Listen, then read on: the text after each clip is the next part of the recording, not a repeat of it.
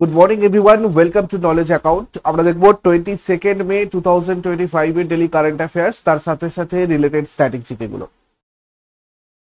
আজকে তোমাদের এখানে ইংলিশ ল্যাঙ্গুয়েজটা দিতে পারিনি, কালকে এখানে ওয়েদার খুব খারাপ ছিল, যার জন্য কালকে রাত্রে আমি কাজ করতে পারিনি সেইভাবে।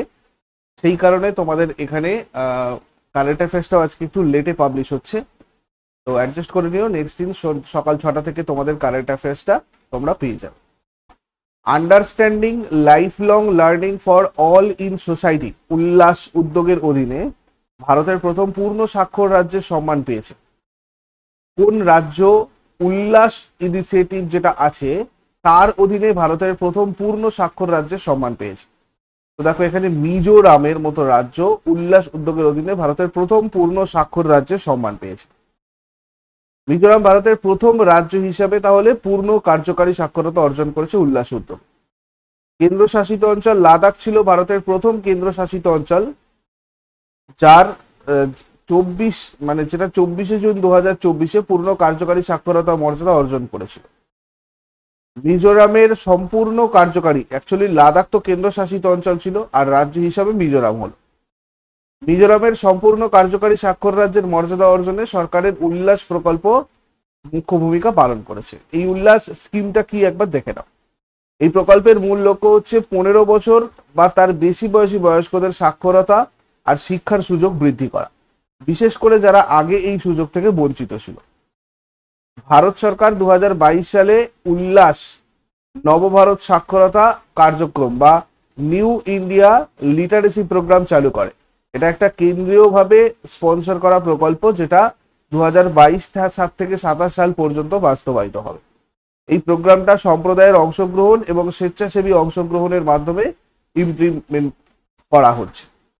এর 5টা উপাদান রয়েছে, 5টা এলিমেন্ট রয়েছে: মৌলিক সাক্ষরতা এবং সংখ্যাসূচকতা, মৌলিক শিক্ষা, সমালোচনামূলক জীবন দক্ষতা, বৃত্তিমূলক দক্ষতা এবং অব্যাহত শিক্ষা। এই প্রোগ্রামটা হাইব্রিড, মানে অনলাইন এবং অফলাইন উভয় ক্ষেত্রেই বাস্তবায়িত হচ্ছে। উল্লাস প্রকল্পের ফান্ড যদি দেখা যায়, এই প্রকল্পে মোট ব্যয় হচ্ছে 1037.90 কোটি টাকা। কেন্দ্র 700 কোটি টাকা আর রাজ্য 337.90 কোটি টাকা ভাগ করে নিয়েছে এর মধ্যে। মিজোরামের গঠন হয়েছিল 21শে জানুয়ারি 1972 সালে। রাজধানী মিজোরামের আইজল। আন্তর্জাতিক সীমানা দুটো দেশের সাথে রয়েছে, মায়ানমার এবং বাংলাদেশ।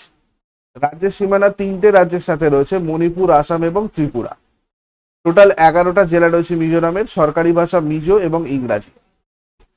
বিধানসভার সিট 40টা, রাজ্যসভার সিট 1টা, লোকসভার সিট 1টা। High court Guwahati high court.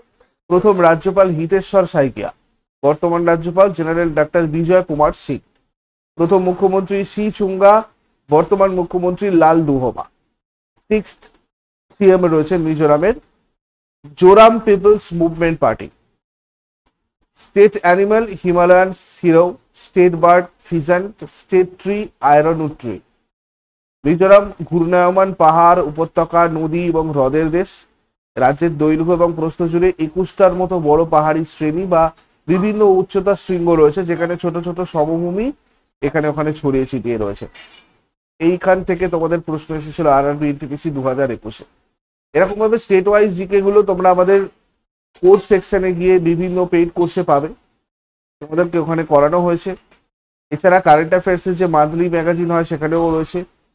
বিশ্বের ভূগোল 700 জিকে প্রশ্নের ওয়ান লাইনার, এটা রয়েছে তোমাদের ইবুক সেকশনে এনটিপিসি গ্রুপটির জন্য।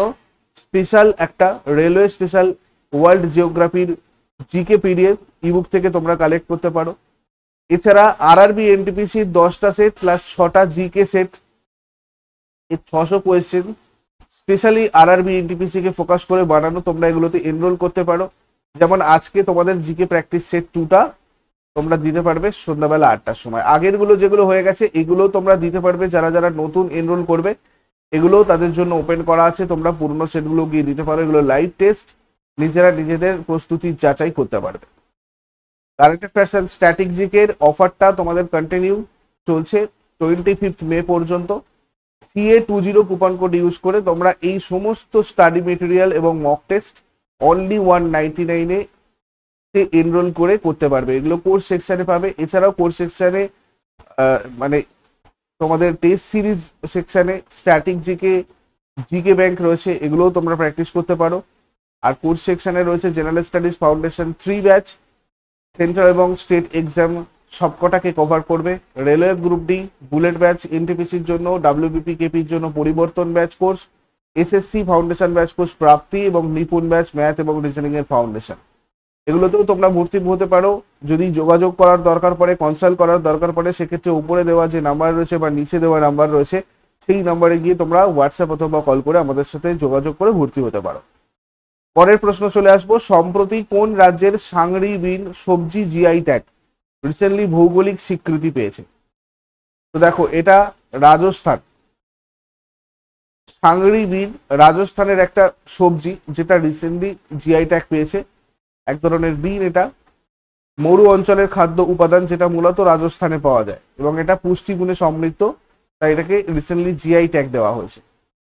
কোন রাজ্য সরকার শিশু অপুষ্টি দূরীকরণের মুখ্যমন্ত্রী সুপোষণ অভিযান চালু করেছে? শিশু অপুষ্টি দূরীকরণের জন্য মুখ্যমন্ত্রী সুপোষণ অভিযান চালু করেছে উত্তরপ্রদেশ। অপুষ্টি দূরীকরণ এবং শিশুদের পুষ্টি সুরক্ষা নিশ্চিত করার জন্য উত্তরপ্রদেশের সরকার 8টা উচ্চাকাঙ্ক্ষী জেলায় মুখ্যমন্ত্রী সুপোষণ অভিযান শুরু করেছে। এই অভিযানের আওতায় রাজ্যের 8টা উচ্চাকাঙ্ক্ষী জেলার 3 থেকে 6 বছর বয়সী শিশুদের প্রতিদিন 400 ক্যালোরি এবং 15 থেকে 20 গ্রাম প্রোটিনযুক্ত খাবার সরবরাহ করা হবে। এই প্রচারের এই প্রমোশনের জন্য 254.38 কোটি টাকার বাজেট প্রস্তাব করা হয়েছে। ভবিষ্যতে সমস্ত জেলাতেই এটা চালু হবে। উত্তরপ্রদেশের গঠন 24শে জানুয়ারি 1950-এ হয়। রাজধানী লখনৌ। আন্তর্জাতিক সীমানা নেপালের সাথে রয়েছে। রাজ্যের সীমানা রয়েছে 8টা রাজ্যের সাথে এবং একটা কেন্দ্রশাসিত অঞ্চলের সাথে। উত্তর পশ্চিমে উত্তরাখণ্ড এবং হিমাচল প্রদেশ, পশ্চিমে হরিয়ানা, দিল্লি, রাজস্থান, দক্ষিণে মধ্যপ্রদেশ, পূর্বে ঝাড়খণ্ড, বিহার, ছত্তিশগড়। সরকারি ভাষা হিন্দি এবং উর্দু। এটা 1989 সালে গৃহীত হয়। উর্দু দ্বিতীয় সরকারি ভাষা হিসাবে উত্তরপ্রদেশে। টোটাল 75টা জেলা রয়েছে উত্তরপ্রদেশে। বিধানসভার সিট 403টে, লেজিসলেটিভ কাউন্সিল 100টা, রাজ্যসভার 31টা আসন, লোকসভার 80টা। High court Allahabad high court. প্রথম রাজ্যপাল সরোজিনী নাইডু, যিনি যে কোনো একটা ভারতীয় রাজ্যের প্রথম মহিলা গভর্নর হয়েছিলেন। বর্তমান রাজ্যপাল আনন্দীবেন প্যাটেল। প্রথম মুখ্যমন্ত্রী গোবিন্দ বল্লভ পান্ত। বর্তমান মুখ্যমন্ত্রী যোগী আদিত্যনাথ। স্টেট অ্যানিমাল বরা সিংহ, স্টেট বার্ড সরস ক্রেন, স্টেট ট্রি অশোকা। তারপর ভারতের প্রাক্তন প্রধান বিচারপতি ধনঞ্জয় যশবন্ত চন্দ্রচূড় সম্প্রতি কোন প্রতিষ্ঠানে বিশিষ্ট অধ্যাপক হিসেবে নিযুক্ত হয়েছে?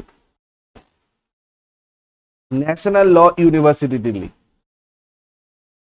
ভারতের প্রাক্তন প্রধান বিচারপতি DY চন্দ্রচূড় দিল্লির ন্যাশনাল ল ইউনিভার্সিটিতে একজন বিশিষ্ট অধ্যাপক হিসেবে নিযুক্ত হয়েছেন।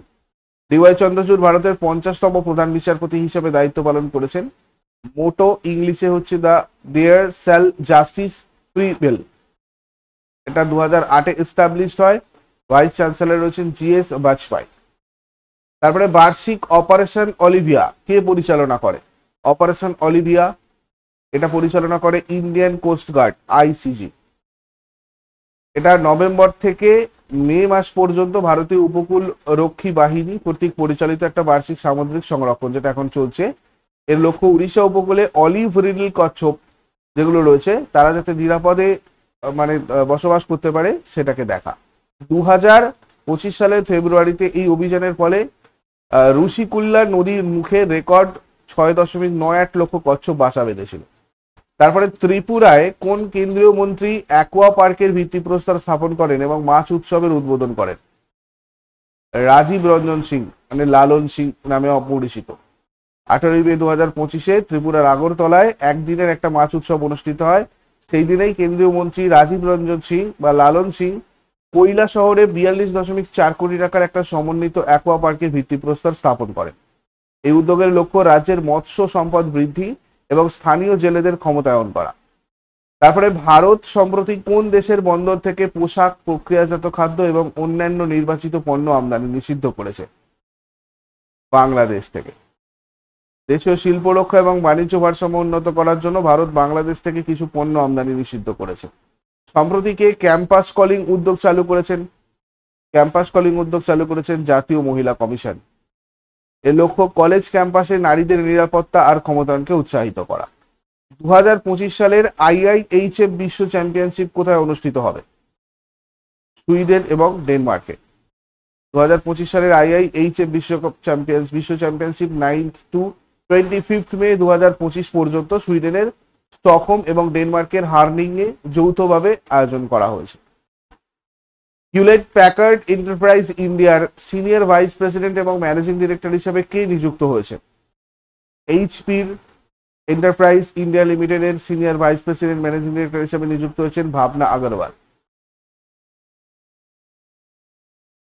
এই Hewlett Packard Enterprise Company HPE is an American multinational information technology company based in Spring, Texas. Homework কি ছিল আগের দিন? দাদাভাই নরজির ডাকনাম ভারতের grand old man. Anshi national park ভারতের কর্ণাটক রাজ্যের উত্তর কন্নড় জেলায় রয়েছে। আর আজকে তোমাদের জন্য হোমওয়ার্ক থাকবে, কৌলিন্য প্রথা কে প্রবর্তন করেন? হলদিঘাটের যুদ্ধে মহারানা প্রতাপ কোন সম্রাটের সেনাবাহিনীর সাথে যুদ্ধ করেছিলেন? শেষকালে কমেন্টে এগুলো জানাও তোমাদের উত্তর। চট করে আগের দিনের গুলো একবার রিক্যাপ করে নেবো। 21 মে 2025 কোয়েশ্চেন্স কি ছিল দেখো। কোন দেশ সাফ আন্ডার-19 চ্যাম্পিয়নশিপ 2025 জিতেছে? ভারত জিতেছে। 2025 সালের ইটালিয়ান ওপেন কে জিতেছেন? Carlos Alcaraz. সামুদ্রিক খাতে লিঙ্গ সমতা বৃদ্ধি এবং নারীর অংশগ্রহণ বৃদ্ধির জন্য ভারত কর্তৃক চালু করা উদ্যোগের নাম কি? সাগর মে সম্মান। মিস ওয়ার্ল্ড 2025 স্পোর্টস চ্যালেঞ্জ কোন শহরে অনুষ্ঠিত হয়েছিল? হায়দ্রাবাদ। সিরুই বা সিরয় লিলি ভারতের নিম্নলিখিত কোন রাজ্যে পাওয়া একমাত্র স্থলজ লিলি? মণিপুর। গুয়ানায় 16 ফুট উঁচু হনুমানের মূর্তিটি কোথায় স্থাপন করা হয়েছে? এসিকুইব উপকূল। বিশ্বের প্রথম মানবদেহ মূত্রাশয় প্রতিস্থাপন কোন দেশে করা হয়েছিল? মার্কিন যুক্তরাষ্ট্র।